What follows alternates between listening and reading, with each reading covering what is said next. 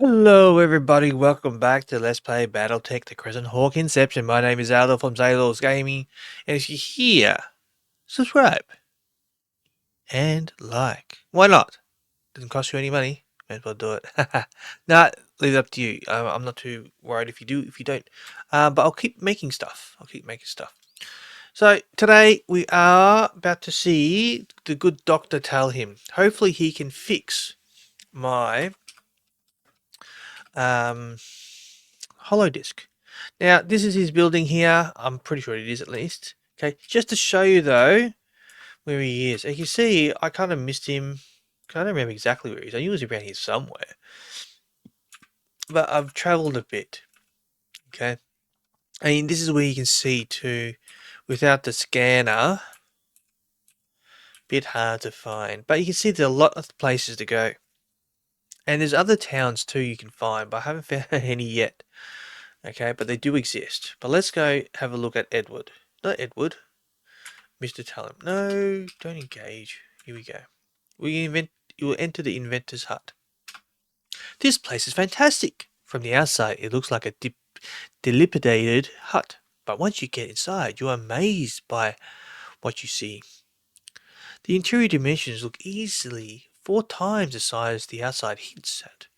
Through some tricks of refraction combined with the fact that much of the ground has been removed, and the interior is substantially deeper than you would have thought. All around you, scientific projects, experiments, and other devices proliferate. It is very difficult to walk in here because of the equipment covering the floor and perched precariously on tables and shelves, threatening to smash themselves into the floor and thus ruin any chance you have Dr. Tell him helping you. You can't see anyone who actually lives here, so you keep exploring. Around one corner, you are floored by a ghastly apparition that stretching easily 30 feet into the air. A monolithic face stares back at you. Clearly, it has some sort of optical illusion, but is optically unpleasant to look at since the fantastic size magnifies each hair and paw until you're sure you could lose an arm in one of those if you got too close. There is some sort of repulsion barrier in this room, which makes it impossible to proceed. You spend valuable minutes trying to get past it, only to be frustrated every attempt. As a last resort, you try speaking to the face. Hello? The eyes snap open and look maliciously at you. The sneer it gives you makes you feel very insignificant. And when the mouth opens and bellows at you, you can almost feel your hair being whipped back by the wind of its breath. The face is demanding the meaning of your interruption. You stammer out that you're here to see Dr. Edward Tell him. The face squints, as if it's trying to make the features on your tiny face. It then hisses out an ultimatum. Answer and be accepted. Fail and be dissected. The face then sits back to watch your reaction, and seems to be satisfied by the obvious nervousness it has inflicted upon you. However, you gain your composure by assuring yourself that it is only a holographic manifestation, and cannot do any harm. You boldly tell the face or ask away. It seems impressed by your courage. The face then sneers in an unfriendly manner and proceeds to ask a horribly intricate technical question of mechanics. Your technician rises to the occasion, authoritatively answering the question. The face looks shocked that anyone would know the answer to its riddle and vanishes. Your group proceeds down the hall a bit more nervously than before. Rounding one corner, you hold up a hand of caution to stop the group. You want to play it safe here when the floor slides apart and you are dropped to a new level of the complex. You try valiantly to gather your wits about you while you try to calm everyone's nerves. Rex assesses the situation and declares that you are in no immediate danger. Then the room is engulfed in a blaze of colour, and you're once again face to face with the face. Face to face with the face. It looks substantially meaner and grills you with a new question. This one involves biochemistry and neurological impulse terminology. Your doctor stands boldly forth and answers the question, and even managed to lecture the face thoroughly on the subject. The face gets bored and vanishes to escape the onslaught of information. A wall slides up in front of you and you proceed through into a scientist's playground of gadgets and devices. There are things here your tech can't begin to understand. You use the respite to gather your wits and nerves because you're sure the face will return. You chastise yourself for thinking of it, as if it will read your mind and reappear. It does. This time it's not sitting still like some statue. Instead, it circles the group, sneering and snarling like some desperate shark. It wastes little time before spitting out the next question, a historical fact about the tactical techniques used in the Battle of Mallory's world. Rex allows the face no time to gloat by instantly answering the question. From first-hand experience, the first looks around panics, and it vanishes. The group proceeds around another corner, and this one is a dead end. You don't leave, however, knowing that this place is full of surprises. And this dead end may be more than that. As you look for the hidden exit, the face reappears. It seems satisfied with the others who have answered its questions and zooms in on you. You bravely hold your ground as the face comes so close that you could use the pupil of its eye as a full-height mirror. The face stares at you for a while and then hisses out his question. Jason Youngblood, tell me where your father is. You say that you don't know. The face repeats the question. I don't know. It demands an answer. He's dead. The face grows more angry. He's dead. He's dead. The emotion is taking you over. The face bellows. Tell me. Tell you. I'll show you. With the declaration, you unholster a machine gun and fire round after round at the horrible face. A look of genuine surprise shows on the face, and it vanishes. You continue firing, tired of these games, tired from the exhaustion and fueled by frustration. As soon as your ammo clip runs out, a side door pops open, and the face reappears. This time, it's human size and attached to the rest of the body. Hey! Hey! Hey! Hey! What do you think you're doing? Put that thing away! The lanky man is pulling out his robe, face, and globs of distortive makeup are coming off. The face under that mess is staring back at you now, and it belongs to Dr. Edward. Tell him. Still running on adrenaline, you heft the machine gun and demand explanation from him regarding the questions about your father. Dr. Talon explains that Jeremiah still owes him some sea bills and some Xantaran ribeye steaks for the lock he created. He just wanted to collect. You then demand the meaning of this gauntlet you were forced to run. He explains that it's meant to scare off peddlers and salesmen. The questions will screen anybody who is too unintelligent to waste time talking to.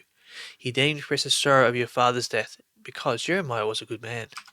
This brings you back to the real reason you are here. You show him the holodisc and ask if he can repair it for you. He says that it would be the least he can do after what he put you through. He rubs some complex glue on the disc, then runs it through some sort of buffing machine. When it's done, you hand it back to you. You examine the surface of the disc and are impressed with the excellence of the repair. There is no evidence it was ever damaged. Then you ask if there's a private room you could retire to, so you may view the rest of the message. He leads you to a small room with a viewer, and you watch the rest of the message and learn the password. There's also quite a bit of mushy stuff, and it takes you several minutes to regain your composure, before you can return to the others. You offer to pay for your father's debt, but the eccentric old inventor waves it away and instead asks what he can do for you. You ask for the direction to the nearest Starlee cache, and you are shocked that he tells you that it's hidden in a cave just southeast of here. You thank him and leave the hut. Oh, there we go. So we now know where the cache is. To the southeast. Let me save it, because that's a lot to get through. Alright. So southeast. We're going directly southeast now. It's in a cave. Somewhere down here. Now, from memory, I think it's in a little island. Somewhere. Nope. No, it doesn't want me to go that way. Down here. Nope. No. Oh, I believe. Nope. Somewhere around here.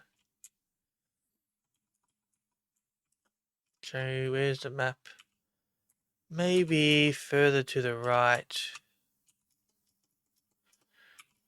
See, this is the issue. You gotta be careful of that. See how they didn't flee? Try again. There we go. Okay. We're almost there, guys. We're almost there. Here we go. Okay. So now we don't need the mechs anymore. This is it. Alright, this is how quick the game is to almost finish. But this part inside here is a pain. Oh my god. You'll find out very shortly. Let's have a look. Let's go inside. Enter the small cave. You've found what can only be the entranceway to Starly Cache. On the door is a lock. The type your father described in his hollow message to you.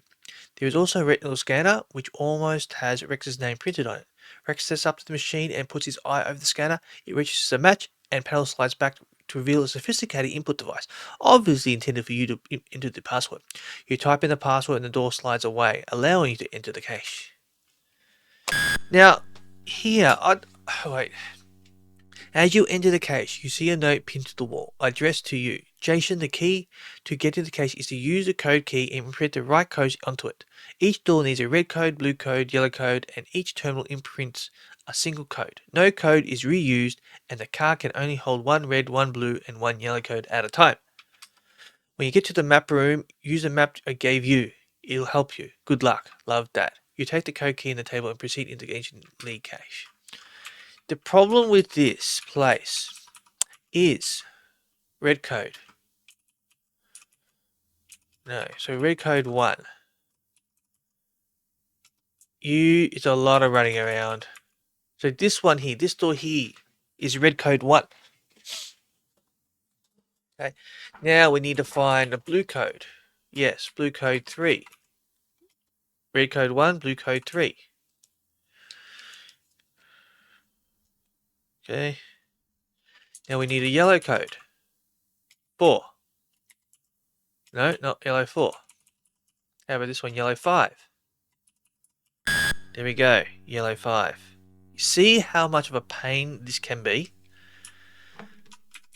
And it just gets worse. So for example, this is yellow code 6. So we've got a door over here, not this one. Not this one. See how now we're starting to get a lot more doors and running around, access to more things. Not that one. Not that one. So I'm going to do the Benny Hill.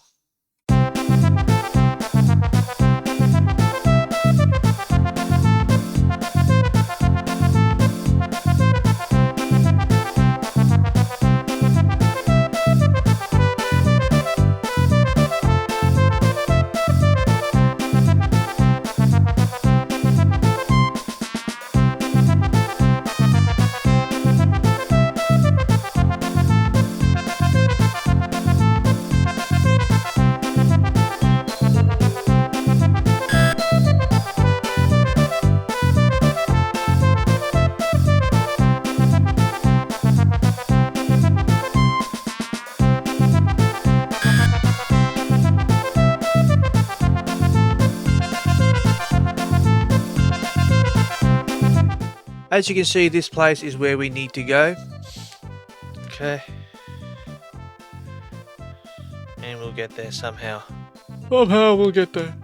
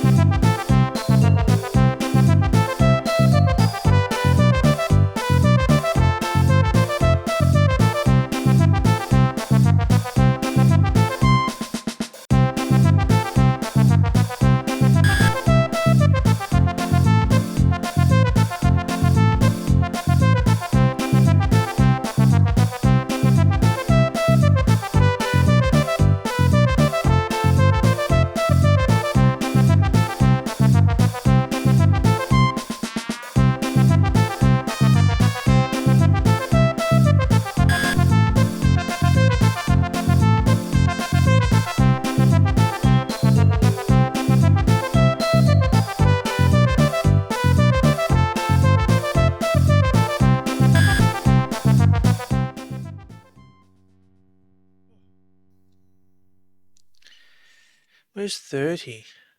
Oh, it's just here.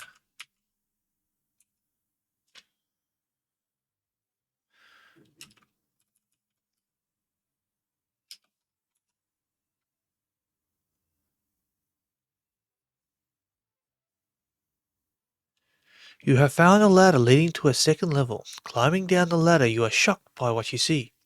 This is a huge subterranean store. Room. Stocked with thousands of mech repair parts. Tools, repair platforms, and several fully assembled mechs in spotless condition. It gives you an eerie feeling. Look at all this impressive machinery, and knowing that it has been dormant for hundreds of years. Congratulations, you have found the hidden Starly cache of mech repair parts. Your mission is nearly fulfilled. All you need to do now is contact Katrina on the hyperpulse generator so that the Commonwealth can send in a military escort to get you and the cache off the planet. So we found the cache. We still got another door to do though. Yes, we want the red code. We need that red code. Alright, now it's got to find where the other two remaining codes are. Alright. Now I've been taking notes as I've been doing this. If you haven't, you see me running around so many different places. Just got to find where they are now. So we got, what was that, red 30? Yes, it was red 30, so we've got that one. We need blue 23 and yellow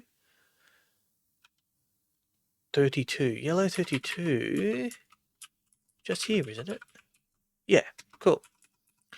The yellow 32 is here. Blue 23. Now, where was that? That was in... Oh, yeah, of course it was. Down here somewhere. Well, not down here. Up here somewhere, actually, but... You know. The little rabbit roaring this place is. Alright. Anyway. Kind of annoying. It's frustrating. I don't know why... Like, I get... It's good to have codes and things like that, but this is so... monotonous. I mean, look... Most of the game has been spent doing this. You know? It just seems a bit much. Is it here? No, not this one. There we go. So now we should be... You peered in the hole and see a huge map painted on the floor. You climb down the ladder to investigate it. This is tricky. Okay. I can't save either. Okay. Let's save here. What I'm going to do, change game settings, movement rates to 1. Because there are specific planets you need to hit. And without the map you get in the game, it's hard to know which ones they are. So I'll be honest, I looked these up. Okay. But you got to be really careful. Now I've got to find these still though. So, northeast. Alright. Pest. Southwest, so Benjamin. I'm looking for Benjamin. Okay, there we go. Got Benjamin. Next one to the west is Guy. Oh, there you are.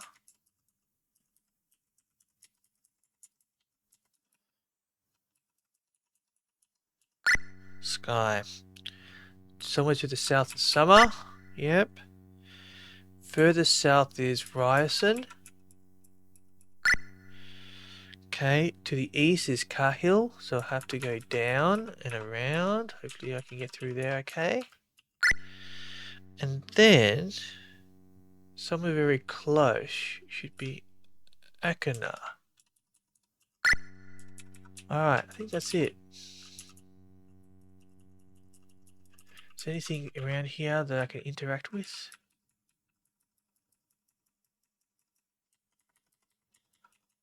Sorry about the clicking if you're hearing the clicking.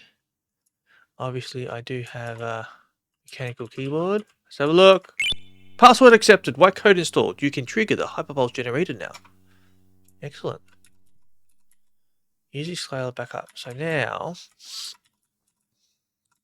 Whew, that was a chore and a half. We need to... I think it's back this way. From memory. I don't think we go... Alright. Oh, this is doing my head in. Oh yeah, 4 steps. Let's go big. I think we should be okay now. There's no delicacy. So maybe this round? I don't know. You have turned on the power to the hyperpulse generator. Okay, the power's on.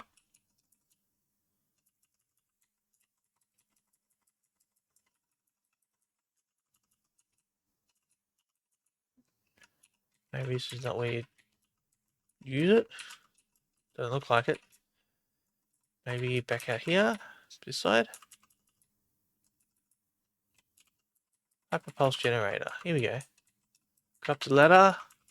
Talk. Cool. You use the hyperpulse generator to send a signal to Katrina that you have found the cache, confirming of receiving your message comes across, and you're told that a dropship is on its way to retrieve you and the parts. The dropship arrives and lands just west of the cache entry. Its tremendous firepower will hold up the Crucian occupation forces long enough for the equipment to be loaded. You stand and watch the work mechs loading the equipment, and you feel a bit depressed. The planet you call home has been overtaken, your father is gone, all that you know has been turned upside down. What will you do now? One of the messengers comes to you and tells you that there is an incoming message for you from Katrina. You rush to one of the hollow transmitters on the dropship to hear what the Archon has to say. Jason, we're so very proud of you for the way you have fulfilled this mission. You have achieved more than we had a right to hope for. In appreciation for your service, I would like to extend to you the opportunity to serve as a member of the Illyrian Commonwealth Armed Forces as an officer. If you accept, you'll be commissioned as a lieutenant. You stumble over the words in your hurry to express your gratitude for such a generous offer. You end up looking as nervous as you feel, and you are somewhat embarrassed for it. Eventually, you manage to tell her that you must decline her offer. God, you look funny there. She clearly has not expected you to say that, and asks you for your reasons. You explain that since you signaled for the dropship to come, you and Rex have been talking quite a bit about Jeremiah. You tell Katrina that you have come to the decision that he may not be dead after all. She is very interested in this and asks for further details. You tell her that he said in the holodeck about a vendetta against Calhounds, of which Jeremiah was a member. Rex, who is also a Calhound, suspects that the Kurita Code of Honor and Ritual might encourage the Draconians to capture the Calhounds and hold a trial, rather than assassinating the members individually. Katrina is not necessarily convinced that you are right, but she is impressed enough to give you the chance to find out. She declares that you, Rex, and the Rex can operate as independent unit to be known as the Crescent Hawks, and she wishes you the very best. I hope you find him alive, Jason. I really do. With that, she terminates the communication, and you order the rest of the new Crescent Hawks to board the dropship to begin your search and go on to greater glory. The end. Ladies and gentlemen, boys and girls, and Frank, welcome to the end of the Battletech, the Crescent Hawk Inception. I don't think I've actually done it. This is actually the first time I finished this game too. I've gotten to the map, but I've always had problems with the map. Even with the code. I don't know, it never seemed to work, but maybe I got it from a website that just got it wrong. I don't know. Back in the day, long time ago. Well, obviously, no, I'm pretty sure I had it. I'm pretty sure I had the legit copy back in the day. I don't remember, to be honest. I'll be honest with you. But that's it. Thank you very much for joining me on this journey. If you made it this far, please like, subscribe, join the following. I've got a few plans for this channel. If we can get a few more numbers, and hopefully get a bit more interactive too, which would be cool.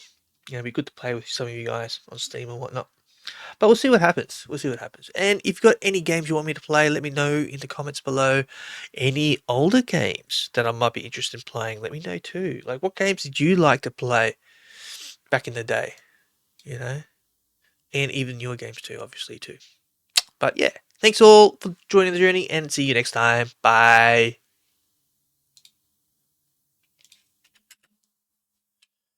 Do I really want to play again? Yeah, sure. Why not? Let's start again. Parts of the hallway here crumbles away, revealing a secret passageway. You have found the largest mech you have ever seen, a PHX HK2 Phoenix Hawk Lamb, just like the one your father piloted. The coincidence is too much to believe.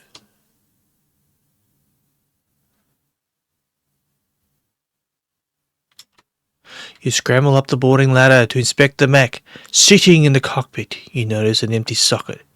It's just the right size to fit the biochip that was in your father's box with a holodisk. You plug in the chip and power up the mech. The mech springs to life and the onboard computer recognizes the biochip. In a pleasant female voice, it greets the pilot. "Welcome aboard, Jeremiah. Shall we continue our mission?" "It is your father's mech. Since it's in perfect condition, then he must have hidden it here. He must have known someone was after him and left the mech here, so it wouldn't be captured. This brings you hope that maybe he isn't dead after all." You dismount the mech to continue your mission of locating the cache and using the hyperpulse generator to contact Katrina.